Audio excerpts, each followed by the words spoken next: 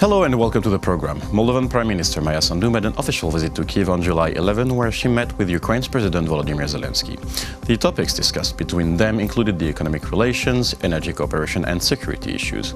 To discuss the outcomes of this visit, we're joined in the studio today by Sergiy Gerasymchuk. He's a member of the board at Foreign Policy Council, Ukrainian Prism. Hello and thank you for joining us. So, first question, let's start with the significance of this visit. Now, this meeting has already been called a landmark. And beside the fact that both politicians are new faces in their country, why is it that important? Well, as a matter of fact, the visit is important because for a short period of time when there was a transition of power in the Republic of Moldova, Ukraine was quite hesitant who to support. Either the previous prime minister connected to the Moldovan oligarch Vlad Plahotniuc or the new one, Maia Sandu, who was chosen among the politicians as a compromise figure in the coalition of socialists and Acum bloc. So first Ukraine was hesitant, and I have to admit that it was also Romania who was also reluctant to accept the new prime minister. And first there was a visit of Ambassador Krezhenivsky from Ukraine and Mr. Aurescu, who is advisor to President of Romania, from Romania to Moldova, and they tried to set the conflict by peaceful means, to provide some assistance, to provide a floor for communication between previous prime minister and the new one. Later on, when the Constitutional Court of the Republic of Moldova cancelled his decision and therefore proved that Sandu was chosen as a prime minister in the right way and the legal way, of course we supported Sandu because there was no any reason anymore to be hesitant. And now that we have this visit of Maia Sandu, and the interesting point about the visit is the fact that Sandu is a member of a coalition, and coalition also includes the Party of Socialists of the Republic of Moldova. And we do know that the President of the Republic of Moldova, who is the leader of socialists, is a very pro-Russian political figure. Yes. He more than once claimed that he is very supportive to the idea of Eurasian integration. He wants to get the status of observer for Moldova in this Eurasian Union. And therefore, it's interesting how Maia Sandu will manage to tackle this problem.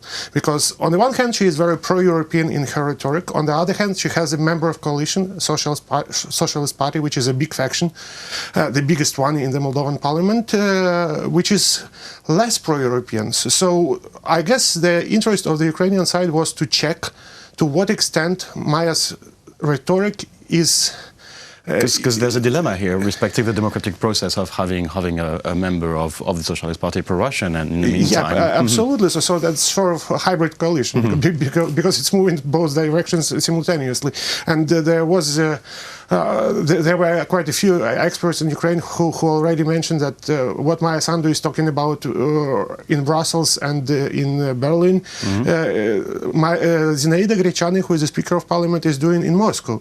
So simultaneously they are sending messages to both Moscow and Europe, and of course we have to know for sure what would be the direction of our neighbor.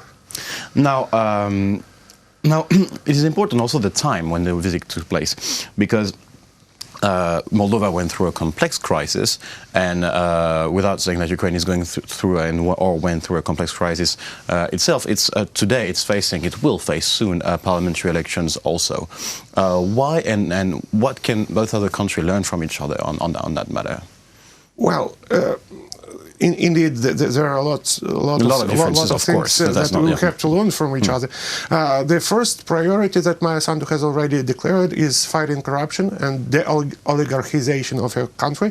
And in terms of fighting corruption, we didn't make a good progress in this issue, but still we have many lessons to share with the Republic of Moldova, at least to prevent them from repeating these mistakes that we have done. So in the context of fighting corruption, Moldova will probably consult Romania and Ukraine.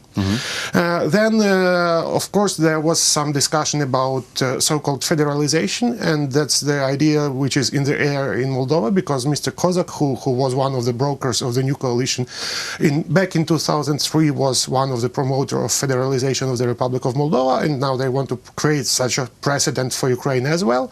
But the final outcome of the meeting of President and Prime Minister of the Republic of Moldova was that they did denied federalization as an option. And also there is an issue of Russian troops in Transnistria, in separatist region of the Republic of Moldova. And again, both Ukraine and Moldova are facing the same problems here. Exactly. Now, is it realistic, let's say, that because Ukraine's President Volodymyr Zelensky said that it was inadmissible that Russian troops were in Ukraine, he also refused this idea of federalization. Is it possible that both of those countries, Ukraine and Moldova, can help each other to, let's say, face when they're facing the same problem, which is the presence of Russian troops in Transnistria and Russian troops in Donbass? That's something we've been doing already before, and Ukraine and Moldova were always supporting each other at the international organizations. And last year, when there was a voting about the Russian troops in Transnistria, Ukraine supported Moldova in the General Assembly of the United Nations Organization. And of course, we do hope that the same will continue with the new Prime Minister and the new coalition, although there are some problems with that. Again, the problem is Mr. Dodon, because again, Mr. Dodon was favoring actually the presence of Russian troops, and last year Mr. Dodon said that it is politicized and everybody should forget the status of these troops because they are peacekeeping, and so on and so forth. So how will Maia Sandu manage to facilitate this problem? How she will manage to persuade Dodon to change his position? It really matters for bilateral relations. Now, we talked about the military and the Russian troops in Russia. One of the other topics was the energy during this meeting. And so now Chisinau is buying electricity, not only in Ukraine, but the Moldova State District Power Station, which is located actually in Transnistria and consumes Russian gas. So now Moldova is also facing this dilemma with energy. How can the collaboration between Ukraine and Moldova help overcome this issue? As a matter of fact, there are three problems about that. The first problem is indeed electricity, because electricity is supplied from the Transnistrian region, which is controlled by separatists. So to some extent, we can explain it by some corruption schemes, probably, because there are people who are interested in getting some additional money directly to their pockets. But Sandu has already said that she will seek for the new contract with Ukraine to buy electricity from Ukraine. Another problem is transit of Russian gas to Moldova, because Ukraine is the only transit country in between Russia and the Republic of Moldova. And when we will face the problem with the transit contract in the next year, then Moldova will probably face the same problem, because it echoes and it depends on it like 100%. But nowadays, as far as I'm concerned, there are some negotiations about the possibility of buying gas from Ukraine. And also there is a problem with interconnector Unganiyash, because Romania already provided declarative support and promised that it will supply gas to the Republic of Moldova, but the interconnector is not functional at the moment. So there is a need to strengthen efforts in this regard as well. You said in your article called Ukraine, Moldova, New Faces and Old Problems in New Rappers. The idea of new rappers is quite interesting. You said, one of your quotes is, despite the beautiful rapper, neutral Moldova remains for Ukraine not a very reliable partner. Could you explain on that? Yep. The problem is that first we should analyze not only rhetoric but also the deeds of the new coalition. And if you take a look at the composition of new government, then you can see that the military bloc and security bloc now is depending on the president. So it's President Dodon who has more influence on the Minister of Interior, Minister of Defense, and besides the Vice Prime Minister, Mr. Nastase, is also quite an independent figure, and he's not that much dependent on Sandu, and he can make some steps which contradict her policy. For example, what he did was voting for returning Russia to PASE. He was one of those Moldovan delegates who voted for this return. So That's the first problem. So we should take a look at the military bloc and at the capacity of Maia Sandu to control this military and security bloc.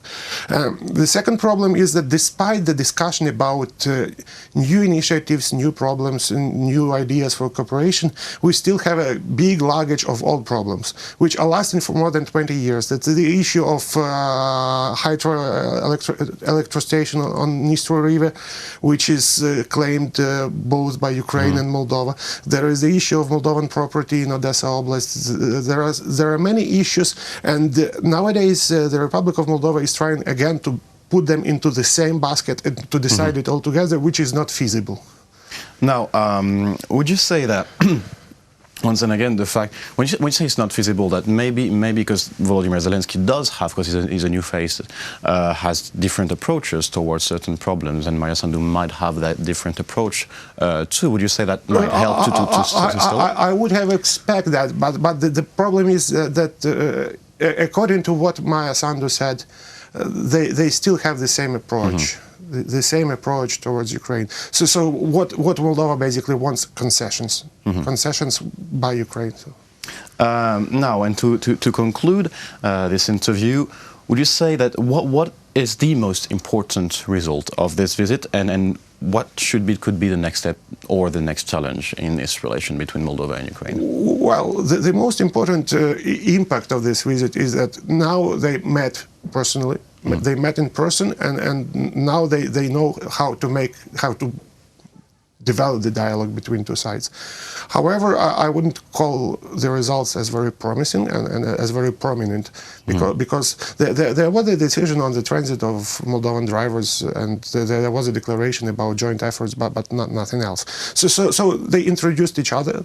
They introduced themselves to each other, but it's just the first step, and we should monitor the development of the situation. So the idea is to follow basically the concrete steps in between this relation. Absolutely. Well, thank you very much for this overview. It was a pleasure to have you in the studio to shed light on this relation between Moldova and Ukraine. That was Sergiy Gerasymchuk. He's a member of the board at Foreign Policy Council, Ukrainian Prism. Thank you for watching the program, and stay tuned for the rest.